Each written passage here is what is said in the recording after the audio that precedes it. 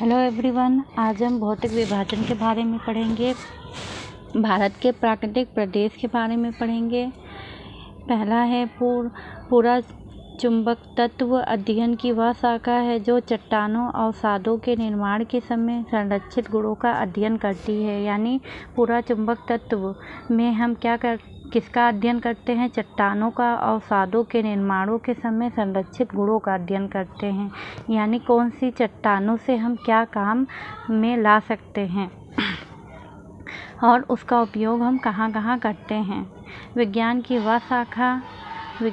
यह शाखा प्राचीन भू वैज्ञानिक घटनाओं के अध्ययन में सहायक होती है। पृथ्वी के चुंबकीय क्षेत्र का अध्ययन भी पूरा चुंबक तत्व सहायक होती है। पृथ्वी के चुंबकीय क्षेत्र का अध्ययन भी पूरा चुंबक तत्व के माध्यम से किया जाता है। यानी जब हम पृथ्वी का अध्ययन करते हैं तो हम वो भी पूरा चुंबकीय तत्व के माध्यम से किया जाता है। अल्फ्रेड वेगनर ने महाद्वीपीय विस्थापन सिद्धांत को प्रमाणित करने के लिए पूरा चुंबकीय तत्व को आधार बनाया गया था।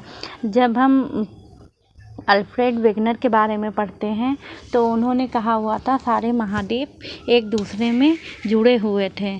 फिर कुछ बदलाव के कारण वो आपस में विस्फोट हुए थे और अलग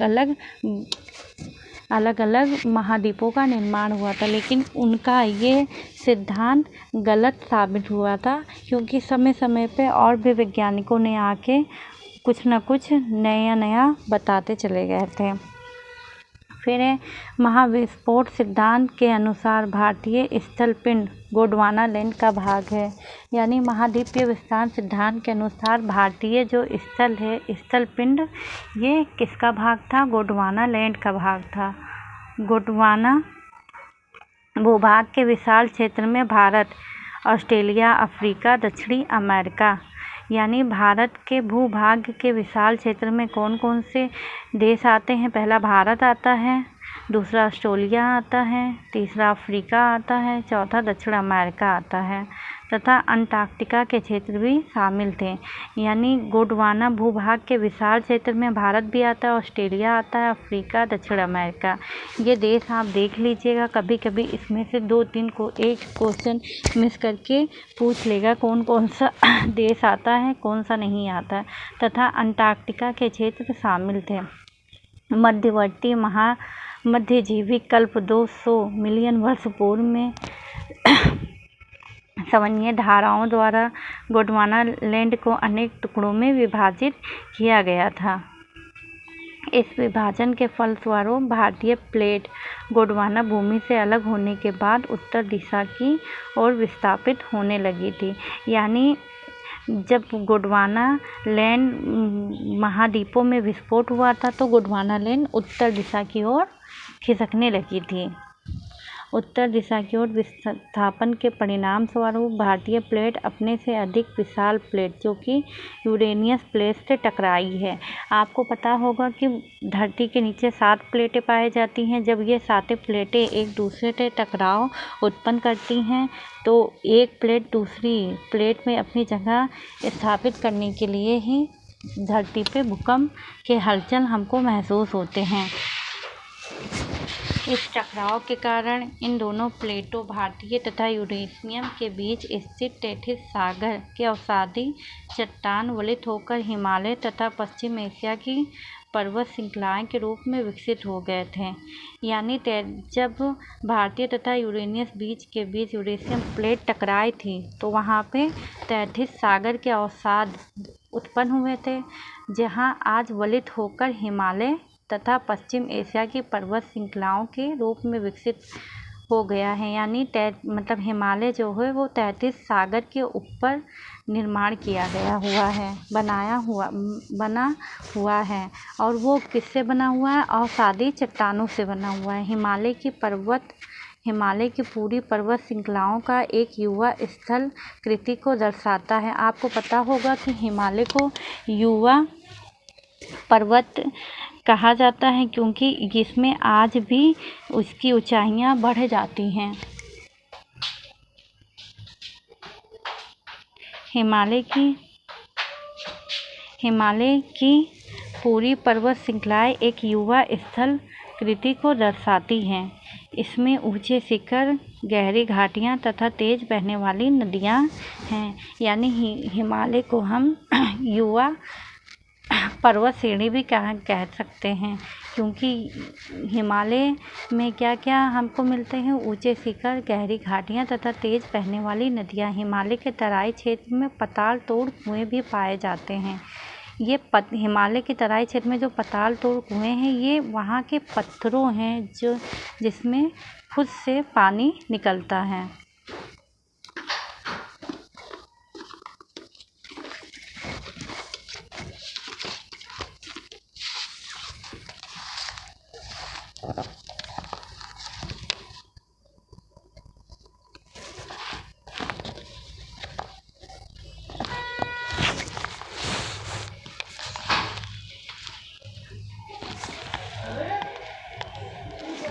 अब हम इसके बारे में पढ़ेंगे। तैतीस सागर के हिमालय के रूप में ऊपर उठने तथा प्रायद्वीपीय पठार के उत्तरी किनारे के नीचे धंसने के कारण वृत्त द्रोणी का निर्माण हुआ है। समय के साथ साथ यह बेसिन उत्तर के पर्वत एवं प्रायद्वीपीय पठारों से बहने वाली नदियों को अवसादी निक्षेपों द्वारा धीरे धीरे भर गया है। अब मैं आपको कुछ हिमालय के पर्वत के बारे में बताना चाहूँगी। जैसे मान लीजिए, ये हिमालय मतलब जब इसमें दबाव पड़ेगा, इधर भी दबाव पड़ेगा, इस साइड भी दबाव पड़ेगा, इस साइड भी दबाव पड़ेगा, तो ये जो बीच का हिस्सा है ये ऐसे ऊपर उठ जाएगा। तो वही कहने का अर्थ है कि जब समय के साथ अवसादी चट्टानें या उसमें दबाव पड़ते गए, तो दोनों साइड से दबाव पड़ने पर ही हिमालय का निर्माण हुआ है।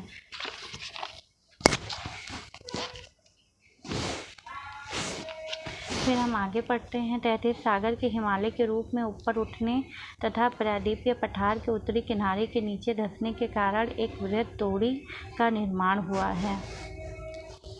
समय के साथ यह बेसिन उत्तर के पर्वत एवं प्रायद्वीपीय पठारों से बहने वाली नदियों के अवसादी निक्षेपों द्वारा धीरे धीरे भर गया है। इस प्रकार जलोढ़ निक्षेपों से निर्मित एक विस्तृत समतल भूभाग भारत के उत्तरी मैदान के रूप में विकसित हो गया है। अब हम इसके आगे देख लेते हैं। भूभागीय रूप में प्रायद्वीपीय पठार पृथ्वी की सतह का प्राचीनतम भाग है। यानी जो भूभागीय रूप है वो प्रायद्वीपीय पठार पृथ्वी की सतह का क्या है? सबसे पुराना भाग है। भारत का सर्वाधिक स्थिर भाग है। प्रायद्वीपीय पठार आग्नेय तथा रूपांतरित शैलों वाली क्रम ऊंची पहाड़ियाँ एवं चौड़ी घाटियों से बना हुआ। अब हमसे पूछा जा सकता है प्रायद्वीपीय पठार किस किस चीज़ों से बना हुआ? तो आग्नेय तथा रूपांतरित शैलों से प्रायद्वीपीय पठार का निर्माण हुआ है। मेघालय पठार प्रायद्वीपीय पठार का बहिर्क्षीय है। यह एक समतल भूमि है जो भ्रंशन के कारण भारतीय प्रायद्वीप से मालदा गैप द्वारा पृथक हो गया है। भारत के पश्चिमी तट का निर्माण भूमि के उत्थान एवं निर्गम के कारण हुआ है। भारत की भूमि बहुत अधिक भौतिक विभिन्नताओं को दर्शाती है। भारत की जो भूमि है हम देखते हैं वहाँ पे हर तरह में कहीं ना कहीं राज्य में कुछ ना कुछ ज़्यादा उत्पन्न होता है। जैसे हम गुजरात ले लेते हैं तो गुजरात में कपास की खेती बहुत अच्छी होती है, मूंगफली की खेती बड़ी अच्छी होती है।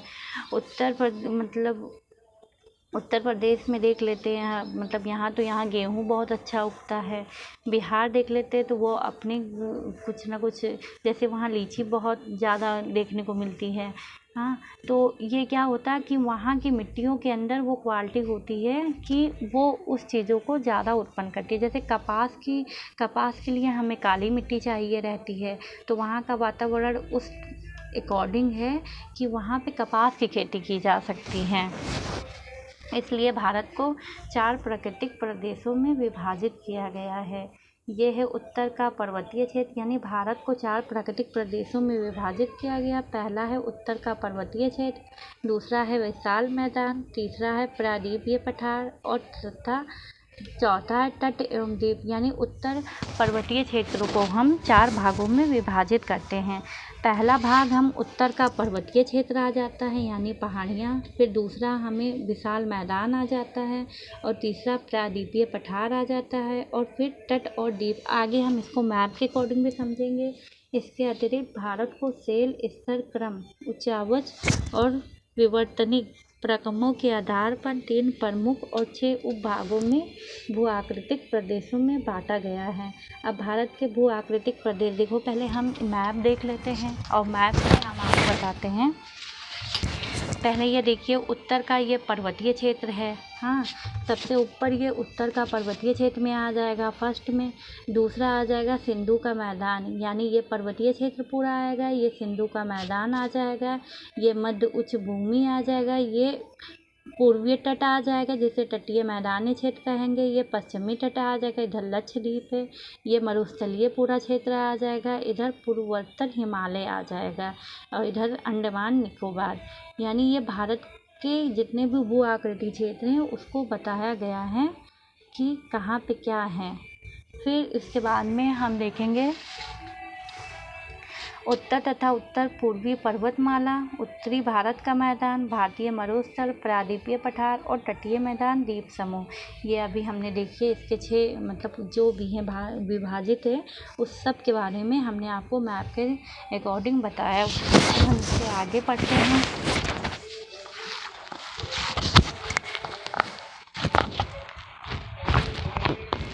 फिर उसके बाद में हम पढ़ेंगे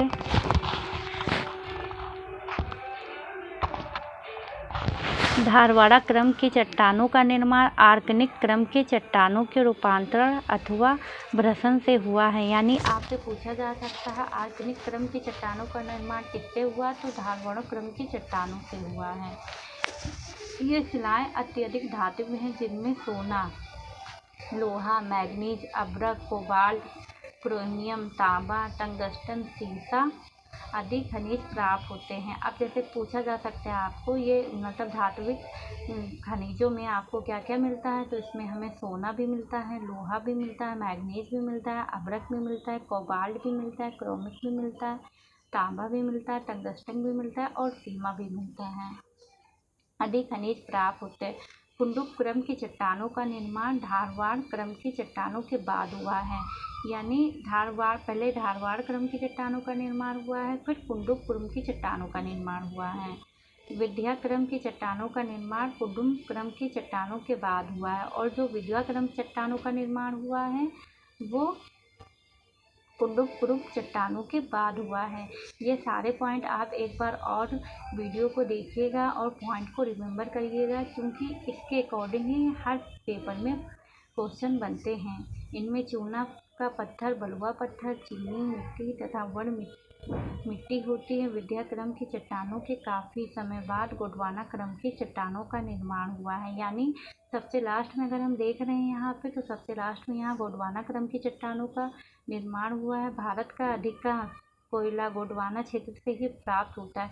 ये भी पूछा जाता है कि भारत में अधिकतर कोयला हमें कहाँ से मिलता है, तो वो है गोंडवाना क्षेत्र से ही मिलता है। इस क्षेत्र का कोयला उच्च श्रेणी का होता है, यानी सबसे अच्छा कोयला माना जाता है तो किसका, वो है गोंडवाना क्षेत्र का। यहाँ सर्वाधिक बिटुमिन कोयले की प्राप्ति होती है। अब जैसे ये भी पूछा जाता है गोंडवाना लैंड में कौन सा कोयला मिलता है, तो वो है बिटुमिन कोयले की प्राप्ति होती है। इसमें सल्फर की मात्रा न्यून होती है, यानी सबसे कमी इसमें किसमें होती है, बिटुमिन कोयले में सल्फर की मात्रा। फिर इसके बाद हम देखिए क्वेश्चन आंसर देख लेते हैं। पहला देखिए, भारत में उत्पन्न पूरा चुंबकीय परिणामों से संकेत मिलते हैं कि भूतकाल में भारतीय स्थल पिंड सरका है कहाँ, उत्तर को। अभी हमने जब इसको पढ़ा हुआ था कि भारत से उत्पन्न पूरा चुंबकीय परिणामों से संकेत मिलते हैं कि भूतकाल में भारतीय स्थलपिंड सरका हुआ था। कहाँ से सरका हुआ था, तो वो उत्तर को सरका हुआ था। अब हम इसका एक्सप्लेनेशन देख लेते हैं, क्योंकि बहुत बार ऐसा होता है कि परीक्षाओं में उसी क्वेश्चन के अकॉर्डिंग और भी क्वेश्चन पूछ लेते हैं। फिर हम पढ़ेंगे महाद्वीपीय विस्थापन सिद्धांत के अनुसार भारतीय स्थलपिंड गोंडवाना लैंड का भाग है। अब जैसे आपसे पूछा जा सकता है ये महाद्वीपीय विस्थापन सिद्धांत के अनुसार भारतीय स्थल पिंड किसका भाग है, तो वो है गोंडवाना लैंड का भाग है। गोंडवाना लैंड में देखिए दक्षिण अमेरिका आ जाता है। गोंडवाना लैंड में जो जो देश आते हैं वो भी आप देख लीजिए, मैंने बताया हुआ था कि दक्षिण अमेरिका आ जाता है, अफ्रीका आ जाता है, अंटार्कटिका आ जाता है और ऑस्ट्रेलिया आ जाता है। और भारत एक ही स्थल पिंडों के रूप में जुड़े हुए हैं। मध्यवर्ती मध्यजीवी कल्प 200 मिलियन वर्ष पूर्व में गोंडवाना लैंड के विशाल भूखंड का विखंडन हुआ था, जिसमें भारतीय स्थल पिंड उत्तर की ओर विस्थापित हुआ था। यह हमने पहले भी आगे पढ़ लिया हुआ है। अब आपको इसमें जैसे ये याद कर सकते हैं कि गोंडवाना महाद्वीपीय विस्थापन के अनुसार ही गोंडवाना लैंड का निर्माण हुआ था। और गोंडवाना लैंड में ही कितने देश आते हैं, तो दक्षिण अमेरिका 1 आता, अफ्रीका 2, अंटार्कटिका 3, ऑस्ट्रेलिया 4 और भारत 5। अब आप ये याद कर सकते हैं फैक्ट में भी कि गोंडवाना लैंड में कितने देश आते हैं, तो वो आते हैं 5 देश आते हैं। और क्या गोंडवाना, ये भी पूछा जा सकता है क्या गोंडवाना लैंड में भारत आता है, तो हाँ, भारत भी गोंडवाना लैंड का ही भाग है। अब इसके बाद हम दूसरा क्वेश्चन देख लेते हैं। भारतीय उपमहाद्वीप मूलतः एक विशाल भूखंड का भाग था, जिसे कहते हैं, क्या कहते हैं, गोंडवाना लैंड कहते हैं। अब जैसे ये हमने क्वेश्चन देख लिया। अब इसके बाद में देखिए यहाँ फैक्ट भी पूछा हुआ, मैंने अभी आपको फैक्ट बताया हुआ था। भारत कितने प्राकृतिक प्रदेशों में विभाजित किया गया है, तो भारत को 4 प्राकृतिक प्रदेशों में विभाजित किया गया है। ये हमने पहले भी बताया हुआ था आपको। अब हम इसके देखो एक्सप्लेनेशन फिर से एक बार देख ले रहे हैं ताकि आपको ज़्यादा रिकॉल हो जाए। भारत को मुख्यतः 4 प्राकृतिक प्रदेशों में विभाजित किया गया है। पहला क्या था, उत्तर का पर्वतीय क्षेत्र। हम मैप के थ्रू आपको बताए थे कि जो उत्तर का जम्मू कश्मीर का हिस्सा हो जाएगा या लद्दाख, ये सब उत्तर का पर्वतीय क्षेत्र हो जाएगा। दूसरा विशाल मैदान, ये उत्तर प्रदेश का क्षेत्र आ जाएगा, बिहार का क्षेत्र हो। तीसरा प्रायद्वीपीय पठार, यानी ये मतलब प्रायद्वीपीय पठार तमिलनाडु का क्षेत्र आ जाएगा। तट और द्वीप, ये पूर्वी तटीय का मैदान आ जाएगा। 6 घाटों और भू आकृतिक प्रदेशों में बांटा गया है। अब इसके बाद में हम चौथा क्वेश्चन देख ले रहे हैं।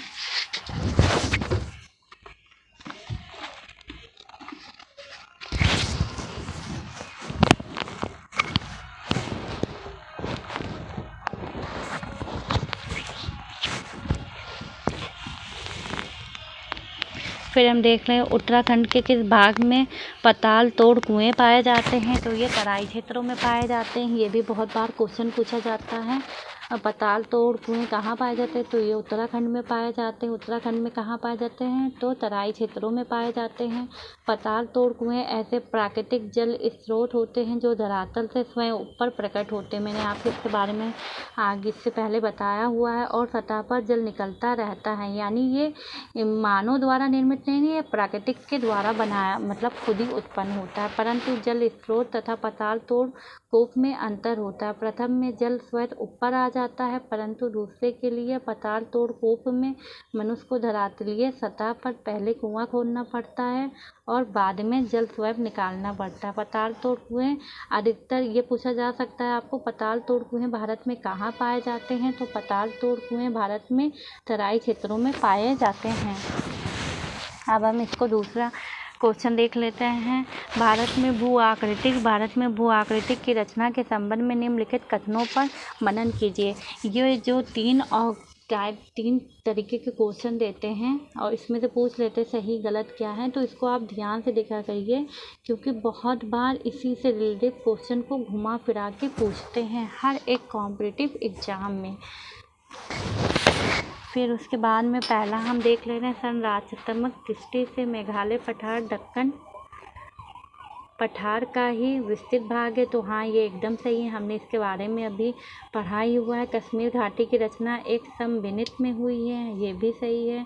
तीसरा है गंगा मैदान की रचना अग्रग्रत में हुई है, तो ये भी सही है। हिमालय की उत्पत्ति भारतीय प्लेट, यूरोपियन प्लेट तथा चीनी प्लेट के त्रिकोणीय अभिसरण के फलस्वरूप हुए, तो ये गलत है। हमने इसके बारे में पहले ही पढ़ा हुआ है। फिर इसका एक्सप्लेनेशन हम देख रहे हैं। मेघालय पठार प्रायद्वीपीय पठार का बहुस्तरीय भाग है या एक भूमि या एक समतल भूमि है जो भ्रसन के कारण भारतीय प्रायद्वीप से मालदा गैप द्वारा पृथक हो गया है। ये पहला कथन एकदम सही है। दूसरा था कश्मीर घाटी की रचना हिमालय की सम्मिलित में हुई है, अतः कथन 2 भी सही है।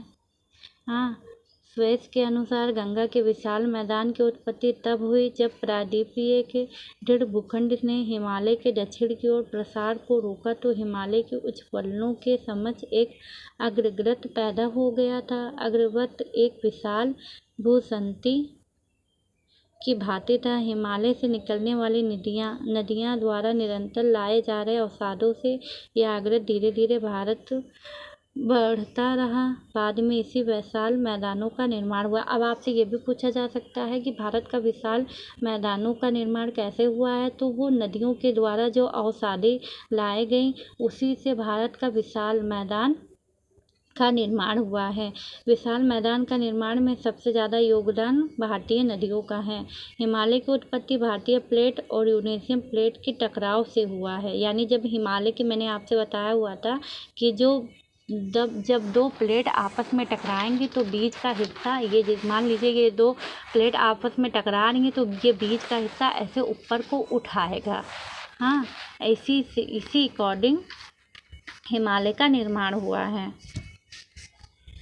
चीनी प्लेट का वितरण प्लेट टेक्टोनिक सिद्धांत में नहीं, ये कथन गलत था, ये हमने पहले बता दिया था। निम्नलिखित में से कौन सा कथन असत्य है? अब हम देख रहे हैं निम्नलिखित में से कौन सा कथन असत्य है, तो ये तीसरा असत्य है। भारत के पश्चिम समुद्र तट का निर्माण नदियों की जमाव क्रिया द्वारा हुआ है, तो ये गलत है। अब हम इसका एक्सप्लेनेशन भी देख ले रहे हैं। भारत के पश्चिमी समुद्री तट का निर्माण नदियों की जमाव क्रिया द्वारा नहीं बल्कि भूमि के उत्थान और निर्गम के कारण हुआ है। हाँ, यानी जो भारत के पश्चिमी समुद्री तट का निर्माण नदियों की जमाव क्रिया द्वारा नहीं हुआ था बल्कि भूमि के उत्थान और निर्गम के कारण हुआ था। भारत में कोयले का विशाल भंडार कहाँ पाया जाता है? गोंडवाना सेलों में पाया जाता है। और सबसे उच्च किस्म का भी कोयला कहाँ पाया जाता है? गोंडवाना लैंड में ही पाया जाता है। उस कोयले का नाम क्या है? बिटुमिन्स कोयला है। ये सारे फैक्ट मैं आपको जो बता रही हूँ आप वो सबको एक बार रिकॉल कर लीजिए क्योंकि ये पूछा जाता है। हिमालय विश्व में सबसे नवीन वलित पर्वत में से एक है। मैंने आपको पहले बताया कि हिमालय में आज भी हलचल होती है, उसमें बढ़ाव होता है, तो हिमालय को हम न्यू पर्वत यानी यंग पर्वत में काउंट करते हैं। भौमिक दृष्टि से प्रायद्वीपीय क्षेत्र का सबसे प्राचीन भाग है, अतः स्पष्ट है कि सी असत्य है। अब हम इसमें देखिए मिलान का देख ले रहे हैं। दक्कन ट्रेप किसका भाग था? क्रेसोनिया आदि नूतन का भाग था। पश्चिमी घाट उत्तर नूतन का था। अरावली प्री कैम्ब्रियन काल का था। नर्मदा तापी अत्यंत नूतन काल का था। अब हम इसको देख चुके हैं। अब हम केरल का कुटुम्ब, अब हम दूसरा क्वेश्चन देख रहे हैं। केरल का कुटुनाइड या कुटुनाउट प्रसिद्ध है किसके लिए? ये इसकी